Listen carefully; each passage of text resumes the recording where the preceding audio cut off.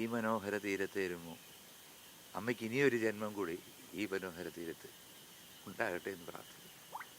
പെട്ടെന്ന് ആ ഷോയിലിരുന്നപ്പോഴാണ് എനിക്ക് ഒരു ഫോൺ കോൾ വന്നത്. ഇങ്ങനെ എനിക്കത് ഓർക്കാൻ പോലും സത്യം പറഞ്ഞു കഴിഞ്ഞാൽ വിഷമമുണ്ട്. കാരണം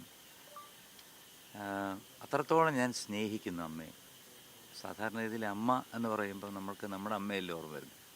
അതുപോലെ സംഗീതം ഓർത്തു കഴിഞ്ഞാൽ അമ്മ, ജാനകി അമ്മ ഒരു സംഗീതത്തിൻ്റെ രാജ്ഞിയാണ്.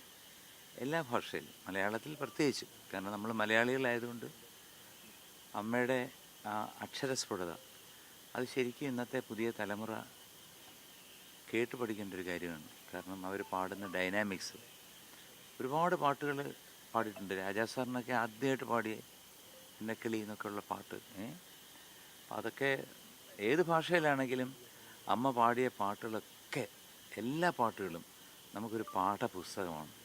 കാരണം ഞാൻ എപ്പോഴും ഈ റിയാലിറ്റി ഷോയിൽ ഒരു 3 ദിവസം മുമ്പ് വരെ കൈക്കുടന്ന നിറയെ തിരുമധുരം തരും, അത് ദാസേട്ടൻ വേറൊരു ലെജൻഡ്, അത് ജാനകി അമ്മയും കൂടെ പാടുമ്പോൾ സത്യം പറഞ്ഞ് ഇത് കേൾക്കുമ്പോൾ ഇപ്പോഴും എനിക്ക് എൻ്റെ ശരീരത്തിൽ കുളിര് കൊള്ളുകയാണ്. കാരണം ആ ശബ്ദം വരുമ്പോൾ, ആ ശബ്ദത്തിനെ മറികടക്കാൻ വേണ്ടിയിട്ട് ഇന്ന് ഇന്ത്യയിൽ തന്നെ ഒരു ശബ്ദം വന്നിട്ടില്ല. ഓഫ് കോഴ്സ് നമുക്ക് ഒരുപാട് പേരുണ്ട് ഹിന്ദിയിൽ. ഇപ്പം നമുക്കിവിടെ പറഞ്ഞു പോയ ആശാജി എല്ലാം ഉണ്ട്, ആശ എല്ലാവരും ഉണ്ട്. എങ്കിലും നമുക്ക് കൂടുതൽ പ്രിയം മലയാളം പാട്ടുകളിലൂടെ നമ്മളെ വിസ്മയിപ്പിച്ച ഒരു അതിമനോഹരമായിട്ടുള്ള ശബ്ദം. ആ ശബ്ദം മാത്രമല്ല, അതിൻ്റെ മോഡുലേഷൻ, അതിൻ്റെ വികാരം, അതിൻ്റെ അക്ഷരസ്ഫുടത, പിന്നെ ബാക്കി എന്ത് നോക്കിക്കഴിഞ്ഞാലും ആ അമ്മയുടെ വിനയം, ആ അമ്മയുടെ എന്താണ് എല്ലാവരോടുമുള്ള ഒരു, നമ്മളോടൊപ്പം ഇപ്പോൾ എന്നെ കാണുമ്പോൾ ഉടനെ ചോദിക്കും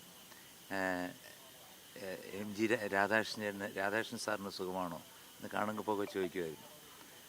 അതിനുശേഷം എനിക്ക് അമ്മയുടെ കൂടെ 2-3 പടങ്ങൾ പാടാനുള്ള ഒരു ഭാഗ്യം കിട്ടി.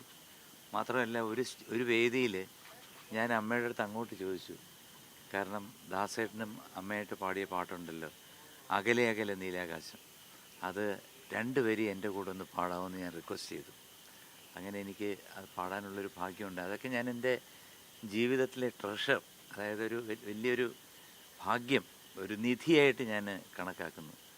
ഒരിക്കലും അമ്മ നമ്മളെ വിട്ടുപോകില്ല. ഒരിക്കലും നമുക്ക് അങ്ങനെ ഞാൻ വിശ്വസിക്കുന്നില്ല. ഒരിക്കലും ഒരു സംഗീതജ്ഞൻ എന്നുള്ള രീതിയിൽ എൻ്റെ ശ്വാസം പോകുന്നവരെ അമ്മ എൻ്റെ നെഞ്ചിൽ ഉണ്ട്. കാരണം വേറൊന്നുമില്ല, അമ്മ പാടിയിരിക്കുന്ന പാട്ടുകൾ, ആ പാട്ടുകൾ ഒരിക്കലും ഒരാൾക്ക് റിപ്പീറ്റ് ചെയ്യാൻ പറ്റില്ല, അത് സംശയമില്ല.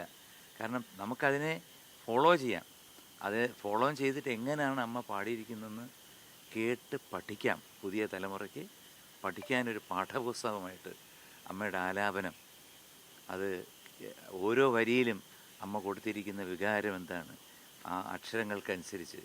അമ്മ ഷീസ് ഫ്രം ആന്ധ്ര, അപ്പോൾ എന്നിട്ട് പോലും മലയാളം അത്ര അക്ഷരസ്ഫുടതയോട് പാടിയിരിക്കുന്ന, നമ്മൾ എന്ത് പറയാനാണ്. പോയി, എല്ലാവരും പോവും ഒരു ദിവസം, പക്ഷേ അമ്മ പോയി എന്ന് പറയുമ്പോഴത്തേക്ക് ജാനകി അമ്മയുടെ അടുത്ത് പരിചയം എന്ന് പറഞ്ഞാൽ ഒരുപാട് ക്ലോസ് ആയിട്ടുള്ള ഒരു വ്യക്തിയാണ് ഞാൻ. പലപ്പോഴും വിളിക്കാറുണ്ട്.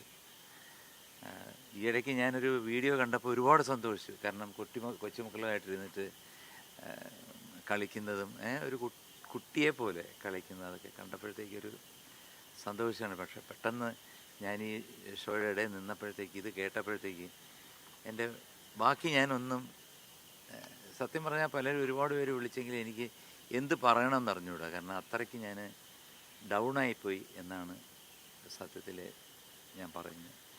അമ്മയുടെ ആത്മാവിന് നിത്യശാന്തിയായിരുന്നു. കാരണം വീണ്ടും ഞാൻ വയലാർ സാർ എഴുതിയ ആ വരി ഞാൻ ഓർത്തു പോവാണ്.